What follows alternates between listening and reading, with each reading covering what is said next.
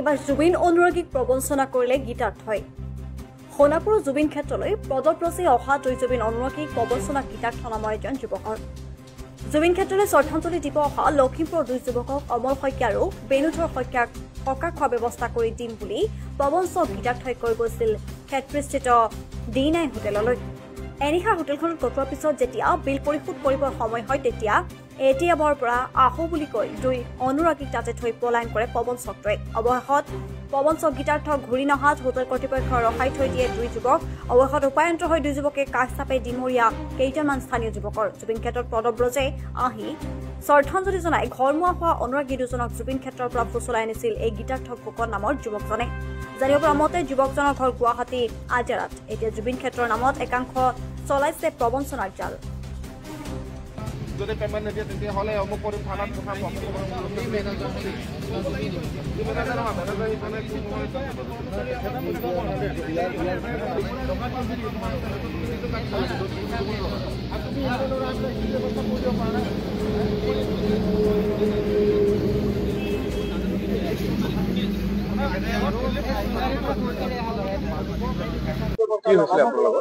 নমস্কাৰ। আমি যেতিয়া ৰাতিপুৱা দাদাৰ ইয়াত পালোহি জুবিন ক্ষেত্ৰত পোৱাৰ পাছত মই দাদাৰ ধূপ চাকি জ্বলাই চব হেৰি কৰি মই খোজকাঢ়িব নোৱাৰা হৈ গ'লো, ভৰিটো ফুলি গ'ল। যোৱাৰ পাছত মই এখন ছাইডৰ খোজকাঢ়ি আহিছিলোঁ, লখিমপুৰৰ পৰা আহিছিলোঁ 9 নৱেম্বৰ দিনাখনি। তো আহি পেলাই মই এখন হোটেলত জিৰণি লৈ আছিলোঁ বহি ছাইডত। তেতিয়া এজন অনুৰাগী আহিলে, আহি ক'লে আমি জুবিনদাৰ যিমান দূৰৰ পৰা মানুহ ৰাইজ আহিছে চাইকেল লৈ খোজকাঢ়ি আমি হেল্প কৰি আছো, গতিকে আপুনি ইমান অসুস্থ হৈ আছে, আপোনাক আমি হোটেললৈ লৈ যাওঁ, আপুনি হোটেলত ৰেষ্ট ল'ব, সেইবুলি কৈ লৈ আহিলে। লৈ আহি ট্ৰেফিক এজনৰ লগত কথা পাতিলে, আমাক দেখাই দিলে আঁতৰৰ পৰা যে এই 2জন মানুহক লৈ যাওঁ। তেওঁ ট্ৰেফিক এজনে গাড়ীখন, ট্ৰেফিক পুলিচ মানে এজনৰ গাড়ীখন ৰাখি দিলে, তেওঁ আনিলে, লৈ আহিলে। আনি আমাক এই এখন কি জেগা ক্ষেত্ৰীত আপোনাৰ D9 হোটেলত আমাক ৰাখিলে। ৰখাৰ পিছত তেওঁ নিজে ভিতৰৰ পৰা গৰম পানী চৰম পানী কৰি আনি মোক ভৰি চৰি পিটিকি মেলি ৰাতিটো আমাক ৰাখিলে। ৰখাৰ পিছত তেওঁ নিজে হোটেলৰ পৰা খোৱা বোৱা ব্যৱস্থাবিলাক চব নিজে আনিছে, আমাক সোধা নাই যে মাছ খাবি মাংস খাবি, একো সোধা নাই। ভাগৰুৱা হৈ আছো, তেওঁ আনিলে, আমি খাদ্য চাদ্য খালো। খোৱাৰ পিছত তেওঁ ৰাতি আকৌ এওঁক লৈ পেলাই ওলাই গ'ল। মোক ক'লে ফাংচন চাব যাওঁ। মই ক'লো যে ফাংচন চাব মই নাযাওঁ, মই অসুস্থ, মই থিয় হৈ থাকিব নোৱাৰো, খোজ কাঢ়িব নোৱাৰো, গতিকে মই ৰেষ্ট ল'ম। মই শুই গ'লো বিচনাত। শুই যোৱাৰ পিছত এওঁক লৈ পেলাই তেওঁ ওলাই গ'ল। ওলাই ৰাতিপুৱা প্ৰায় 5টামান বজাত আহিলে, আহি তাত হোটেলত শুলে।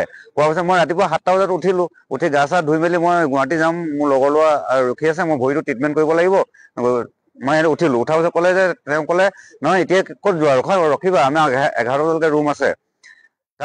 আৰু 11টা বজালৈকে তেওঁ উঠিলে। 11টা বজাত উঠি পেলাই মুখ চুখ ধুলে, ধুই মোৰ 1000 টকা এটা মুচত আছিলে, সেইটো কৈছে 1000 টকাটো দিয়া, মই ATM-ৰ পৰা পইচাটো উলিয়াই আহি পেলাই হোটেলত পে'মেণ্ট কৰিম, কৰাৰ পাছত তোমালোকক আমি গুৱাহাটীলৈকে মই এৰি দিম, সেইবুলি ক'লে। 1000 টকাটো লৈ ল'লে। লোৱাৰ পাছত এওঁৰ ওচৰত আছিলে 1000 টকা, সেইটোও ল'লে ইয়াৰ পৰা, লৈ পেলাই গুচি গ'ল। যোৱাৰ পাছত মেনেজাৰ কৈ থৈ গৈছে যে মই ATM-ত আহিছোঁ, পইচা উলিয়াম, পইচা উলিয়াই পেলাই পে'মেণ্ট কৰি আমি ওলাই দিম। মেনেজাৰ পঠিয়াই দিলে। যোৱাৰ পাছত প্ৰায় 1 ঘণ্টা হৈ গ'ল। 1 ঘণ্টা যেতিয়া হৈ যোৱাৰ পাছত মোৰ সন্দেহ হ'ল যে এওঁ কিবা কৰিব নেকি, সেইবুলি কোৱাত এওঁ ৰুমত সোমাই আছে। মই খোজকাঢ়ি গৈ একদম ৱাইন শ্বপৰ ওচৰত পাই গ'লো, ইয়াৰ পৰা প্ৰায় 1.5 কিলোমিটাৰ আঁতৰত গৈ পাই গ'লো। পাই যোৱাৰ পাছত আকৌ ৰিটাৰ্ণ ইয়াক ফোন কৰিলো যে মানুহজন কিন্তু নাই, মোৰ সন্দেহ হৈ গ'ল, তই অলপ ৰুমৰ পৰা ওলাই আহ। ই ওলাই গ'ল। ওলাই গৈ মোক ৰাস্তাত লগ পালে। লগ পোৱাৰ পাছত আকৌ 2জন এনেকে ৰিটাৰ্ণ হৈ ঘূৰি আহি আছো। তেতিয়া কৈছো ভোক লাগিছে, ক'ৰবাত তাত খাবলৈতো আমার পইচা নাই, পইচা সব লৈ গ'ল। 60 টকা 70 টকা মানৰ ভিতৰত ক'ৰবাত ভাত পাম নেকি চাইডত বিচাৰো। তেনে এখন তাৰ পৰা ৰিটাৰ্ণ যেতিয়া ঘূৰি আহি আছো, অহাৰ পাছত আমাক মেনেজাৰে বাইক লৈ ফ্ল' কৰিছে, আমাক বিচাৰি গ'ল। বিচাৰি গৈছে, আমি তেতিয়া এনেকে ৰানিং এই হোটেললৈ আমি আহি আছো, ঘূৰি আহি আছো। তেতিয়া তেওঁ পালে, পাই পিছত কৈছে, সুধিলে আমাক ক'ত গৈছে কি কথা। আমি বোলো এনেকৈ মানুহজন পোৱা নাই, বিচাৰি ফুৰিছো, নাই পোৱা কাৰণে আমি আকৌ ৰিটাৰ্ণ ঘূৰি। কিন্তু আমি যাওঁ বুলি ক'লে আমি তাৰ পৰা গাড়ীত উঠি গুচি গ'লো হয়, কিন্তু সেইটো আমি কেতিয়াও কৰিব নোৱাৰো। কেলে ইয়াত জুবিনদাৰ সন্মানত জড়িত হৈ আছে। তাৰ পৰা আহি আমি ক'লো যে ইয়াত ক'ৰবাত কম দামী ভাত খাব পাম নেকি, তাততো খাব ন। তেওঁ ক'লে ইয়াততো ভাত পানী ক'তো পোৱা নাযায়। তাত নাযায় কাৰণে আমি গুচি আহিলো। আহি দোকানখনতে একাপ চাহ খালো 2জনে, খাই নেক্সট হোটেললৈ সোমাই দিলো। যেতিয়া আমি হোটেললৈ সোমাই দিলো, দিয়াৰ পাছৰ পৰা আমাক এনেকুৱাকে জব্দ কৰি ৰাখি থৈছে, আমি ইয়ালৈ ওলাই আহিব নোৱাৰো। প্ৰত্যেকজন ব্যক্তিয়ে আমাক গাৰ্ড লৈ ৰখি আছে যে আমি যাওঁ। তেতিয়া আমি য'ত ফোন মাৰিছো, মানক দাক ফোন মাৰিলো, কিবা কৰিলো। মানক দা এতিয়া অলৰেডি ফেচবুকত দেখি দিছে মোৰ বেনাৰৰ সৈতে, আৰু ওলাই আছে সকলোৱে দেখি আছে। সেইদিনা দাদাই ৰাতি লগ পাইছে, মই দাদা গাড়ীত আনিব কৈছে, মই কৈছো নহয় দাদা, মই লখিমপুৰৰ পৰা খোজকাঢ়ি ইয়াত পাইছোহি, তেতিয়া মই আঁঠুকাঢ়ি হলেও মই যাম দাদা তাত। এনেকে দি মই আহি কষ্টকে থাকিলো। এতিয়া ৰাতিপুৱাৰ পৰা আজি এতিয়ালৈকে একো খোৱাই নাই। আহিলে তাৰপিছত মেনেজাৰক আমি কলো যে এনেকুৱা কথা, আমি আপোনালোকক পেমেণ্ট কৰিহে যাম, কিবা এটা যি হওক নহওক পেমেণ্ট কৰিহে যাম, আপুনি টেনশ্যন নল'ব। কাৰণ ইয়াত জুবিন দাৰ সন্মানৰ তেখেতৰ নামটো কি ফুকন আছিলে, সিদ্ধাৰ্থ ফুকন আছিলে। গীতাৰ্থ ফুকন, আৰু তেওঁ ভোটাৰ কাৰ্ডটো অলৰেডি ইয়াত জমা দিছে, মানে তেওঁৰ নামতে ৰুমটো লৈছিলে। ইয়াতে এতিয়া আমাক ক'লে যে আমি দিনৰ 12 বজাতে আমি তেখেতৰ মেনেজাৰক কৈছিলো যে আমি থানাৰ পৰা আহো, থানাত কমপ্লেইন এটা দিওঁ।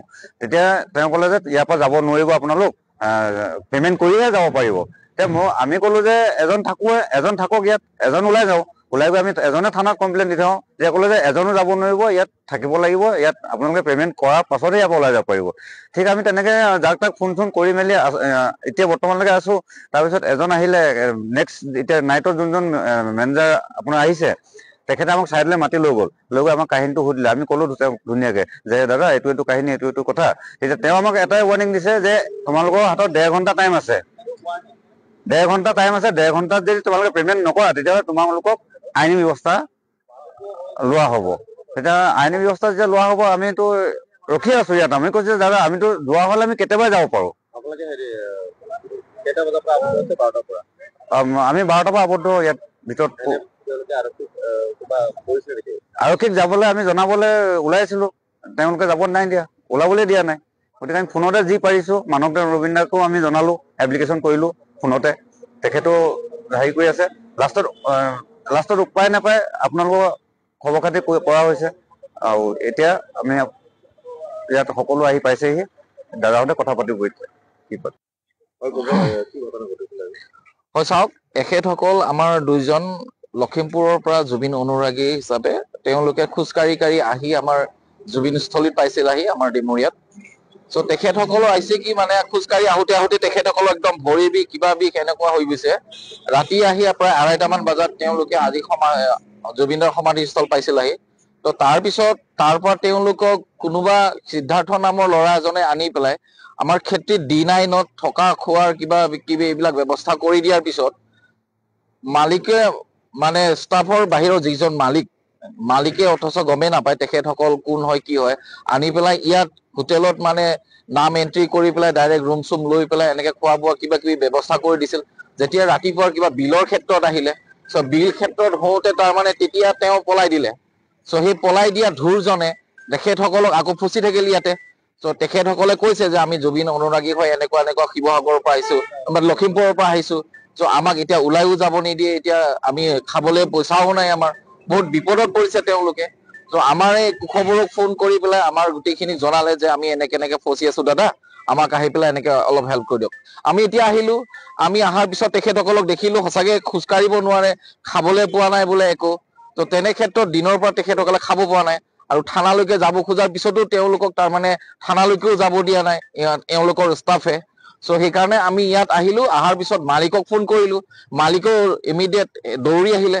অহাৰ পিছত মালিকে আমাক এটা কথা জনালে যে মালিকে এওঁলোক যে শিৱসাগৰৰ জুবিন অনুৰাগী হৈ পেলাই খোজকাঢ়ি আহি আছিল লখিমপুৰৰ পৰা, এই কথাটো মালিকে নাজানেই। চ' তেওঁ যেতিয়া আমি গোটেইখিনি আহি পেলাই কলো কথাখিনি, তেওঁ মালিকেও যেতিয়া জানিলে, মালিকে জনাৰ পিছত তেখেতসকলক কৈছে হ'ব মই জনা নাছিলো, গতিকে তেখেতসকলক এতিয়া তাতে ৰাখি পেলাই ৰাতিপুৱা আজি ৰাতিটো ৰাখি পেলাই তেওঁ যি খোৱা বোৱা মালিকে গোটেইখিনি দায়িত্ব লৈছে, আৰু শুশ্ৰূষাৰে ৰাতিপুৱা তেওঁলোকক পঠাই দিয়াৰ কাৰণে তেওঁ দায়িত্ব লৈছে। গতিকে এনেকুৱা যাতে আমাৰ ডিমৰীয়াত আমি বহুত বিভিন্ন জাগাৰ পৰা অহা মানুহবিলাকৰ পৰা বিভিন্ন ধৰণৰ এই ডিমৰীয়াখনৰ বদনামী ভাগৰ বহুত কথা শুনি আছো। গতিকে এইটো যাতে নেক্সট টাইম নহয়, ভৱিষ্যতে যাতে এইটো নহয়। চবেই যাতে যেতিয়া আমাৰ এনেকুৱা অনুৰাগীবিলাক যেতিয়া দূৰৰ পৰা খোজকাঢ়ি আহে, আমাৰ এই ডিমৰীয়ালৈ আহে, তেতিয়া আহিলে যাতে তেওঁলোকে এবাৰ তেওঁলোকৰ এটা দায়িত্ব থাকে যে আমি এনেকুৱা হৈ আহিছো এনেকুৱা আহিছো এইখিনিও যাতে কয় আৰু মালিকী পক্ষ বা যিখন হোটেলত বা যোনেই তেওঁলোকক খুৱায় শুশ্ৰূষা কৰে সেই কথাখিনিও যাতে তেওঁলোকে ভালকে তেখেতসকলক ব্যৱহাৰ কৰে আৰু যদি তেওঁলোকে নোৱাৰে তেতিয়াহ'লে আমাৰ এটা জুবিন স্থলত আমাৰ এখন থকা কমিটি আছে তাত যাতে আমাক যোগাযোগ কৰি দিয়ে তেতিয়াহ'লে আমি তেখেতসকলৰ শুশ্ৰূষাখিনি আমি আমাৰ ফালৰ পৰা কৰিম গতিকে এইখিনিয়ে কৰোঁ আৰু যাতে ভৱিষ্যতে যাতে আমাৰ এনেকুৱা যাতে নহয় কোনোবাৰ পাল্লাত পৰি তেওঁলোক ফচি গৈ য'ৰ পৰা ওলাব নোৱাৰে সোমাব নোৱাৰে এনেকুৱা যাতে বিপদত নপৰে নেক্সট টাইম আৰু যিজনে আনিছিলে তেখেতৰ নাম কিবা সিদ্ধাৰ্থ বুলি কৈছে আজাৰাৰ কোনোবা এজন ল'ৰা গতিকে তেখেতকো যাতে এই মানে তেখেতসকলক যিটো পানিচমেন্ট দিলে এই পানিচমেন্টটো যাতে উচিত তদন্ত কৰি উচিত ব্যৱস্থা ল'ব লাগে গতিকে প্ৰশাসনক আমি এইখিনি অনুৰোধ জনাইছো ধন্যবাদ